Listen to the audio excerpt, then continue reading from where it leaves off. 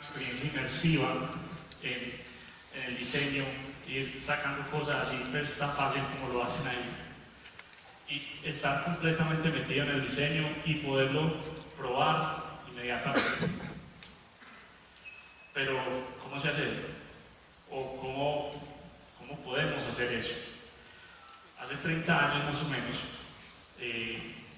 se fabricó la primera pieza en impresión 3D. Se hizo en Estados Unidos, un señor llamado Charcot. El hombre ahorita es cofundador de una de las empresas más grandes del mundo en impresión 3D. Y hizo la máquina en su casa. Así como fabricó esa primera pieza en su casa, como algunos de los que levantaron la mano. La impresión 3D realmente es muy fácil. Es un archivo en 3D, se secciona en capas y luego esas capas se envían a una impresora 3D, la cual va depositando capa por capa un material. El usuario ve la pieza, dice me gusta, no me gusta y sigue en producción. En estos 30 años no solo ha salido una, sino muchas tecnologías de impresión 3D. En este momento la ASTM tiene 7 procesos de manufactura aditiva, que es el término genérico, establecidos como los procesos fundamentales para estas tecnologías, que son en total 15, las principales, ¿no? Aquí en Colombia tenemos presencia de 9 de esas 15 tecnologías, en especial las de inyección de material y la extrusión de material, que ahora vamos a ver un poco de eso. Los materiales más comunes que se trabajan en impresión 3D o en manufactura aditiva son los termoplásticos, las resinas, los cerámicos y también el metal. Pero también, como todo, ha habido grandes avances en estos materiales. Tenemos ya materiales flexibles que permiten inclusive ser impresos con durezas específicas. Yo le digo a la máquina, ve, hacer un prototipo con tal dureza, la máquina lo puede hacer. También podemos tener piezas con diferentes colores.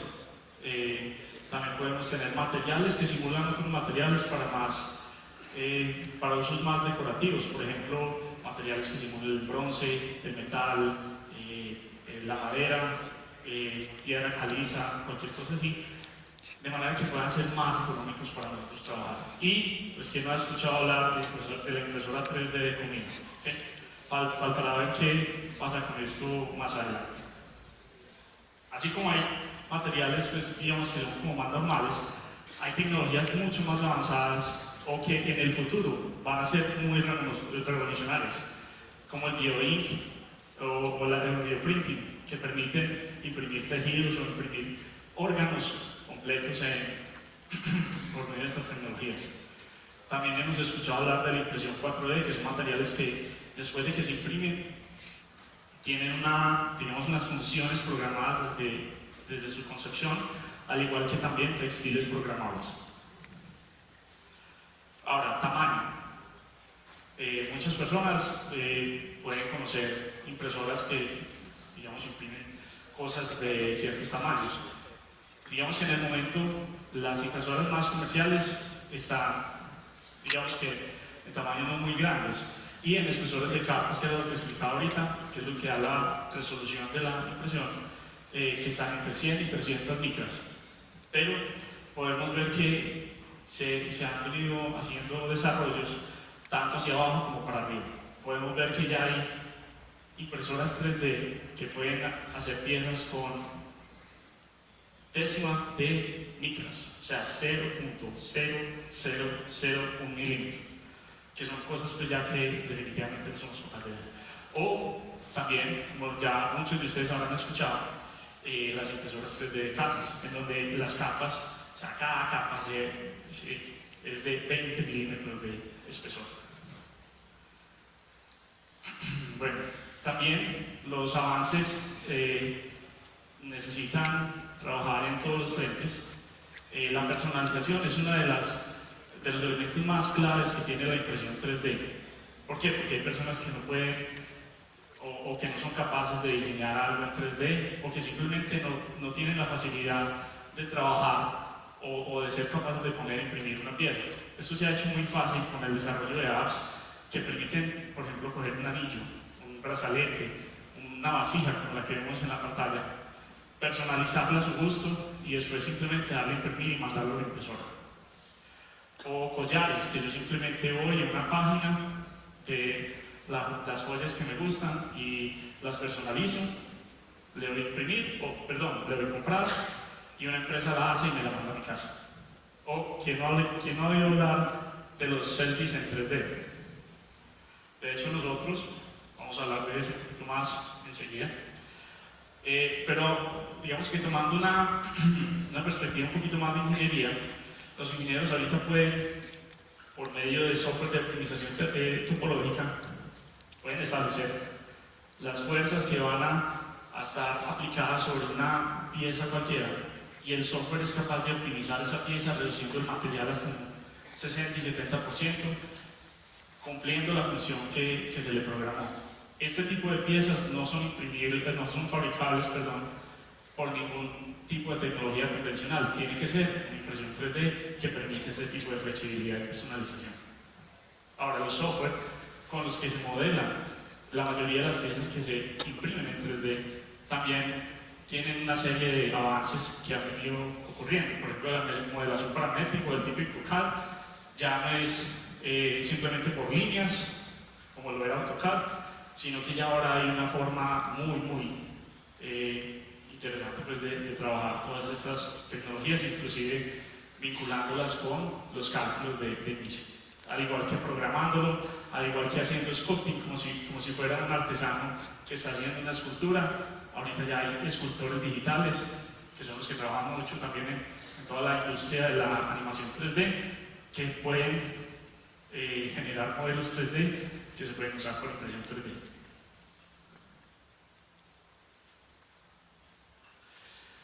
También empresas como SpaceX están trabajando en modelar por medio de gestos. Eso es algo que ya es posible y por medio de un gesto igualmente poder imprimir una pieza para un cohete. Bueno, otro tema del que me gustaría hablar y del que de hecho hablo mucho es de la diferencia entre las impresoras de consumo e impresoras industriales. Todo el mundo conoce esto, o bueno, la mayoría de las personas conocen esto que están viendo en pantalla como impresoras 3D. Y sí, son impresoras 3D, vienen fabricándose desde hace 10 años. Son impresoras 3D que pueden estar por debajo de los $5.000, pero son impresoras que tienen, digamos, unos nichos muy específicos, hacer prototipos de concepto, son especiales para la formación de personas, de niños. ¿Qué niño no le gustaría hacer algo en impresión 3D? También para el hogar, como por ejemplo la colección que ha sacado Martha Stewart, que la vende por internet. El usuario simplemente va, dice que portavasos le gusta, lo compra, lo imprime y ya lo tiene. O las iniciativas sociales que hemos visto también, por ejemplo, de prótesis de bajo costo para niños que tienen problemas o inclusive otras iniciativas.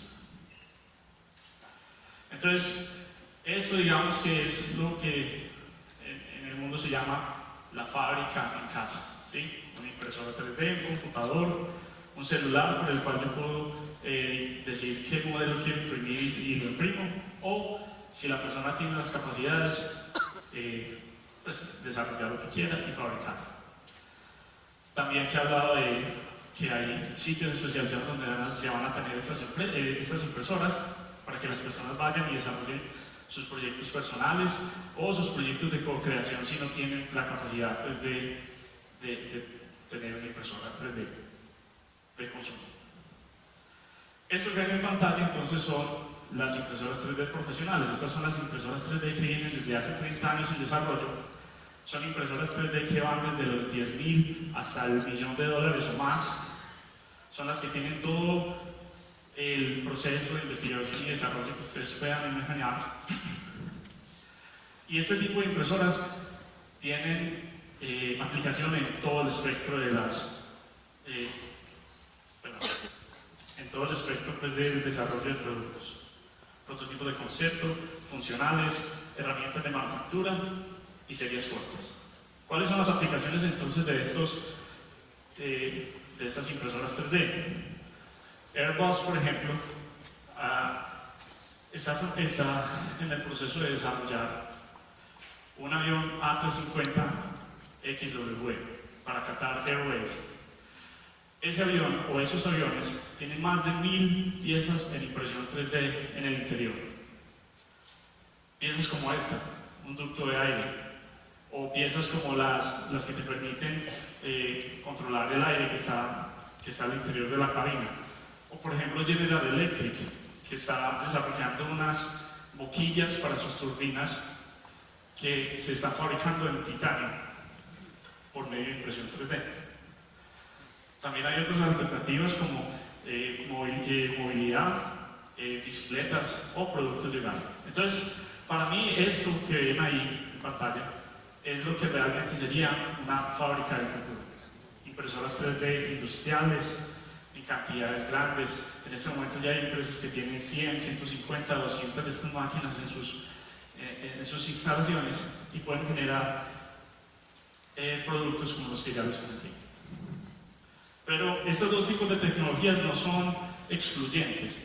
En un proceso de desarrollo de producto vemos que hay que hacer un diseño 3D. Esto se puede imprimir e iterar muchísimas veces por medio de impresoras 3D de bajo costo, de manera que yo pueda filtrar y que mi producto realmente sea importante. Después se puede llevar una impresora 3D industrial, allí puedo hacer el prototipo final y de ahí yo puedo saber exactamente si ese producto me va a servir para producción. Entonces, a futuro, ¿qué podemos esperar? Cada tecnología tiene como su core en el proceso de diseño. Lo que esperaríamos es que todas estas tecnologías, a medida que pase el tiempo, a medida que los materiales bajen de su costo y que las máquinas se vuelvan más rápidas, entonces van a ir cubriendo más y más aplicaciones hasta finalmente llegar a la producción en masa. En este momento, ¿yo cómo podría saber si una pieza se puede hacer en impresión 3D o se tiene que hacer por métodos tradicionales, hablando de producción? Entonces, tenemos aquí un ejemplo de un patico de hule.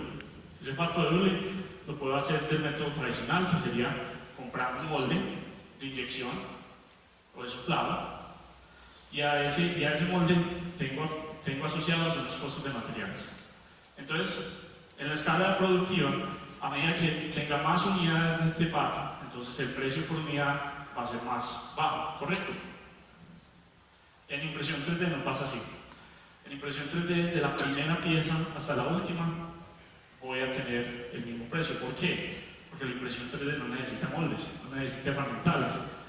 Lo que abre una opción muy interesante para la personalización, para hacer piezas especializadas, o inclusive para ir haciendo cambios durante la vida del producto que mejoren esto. Entonces, ¿yo cómo sé por cuál de los dos métodos sirve? Simplemente hago las curvas y habrá un punto en el que yo debo decidir por cuál es la mejor. Ahorita, en una de las sesiones pasadas, estamos hablando del Internet de las cosas.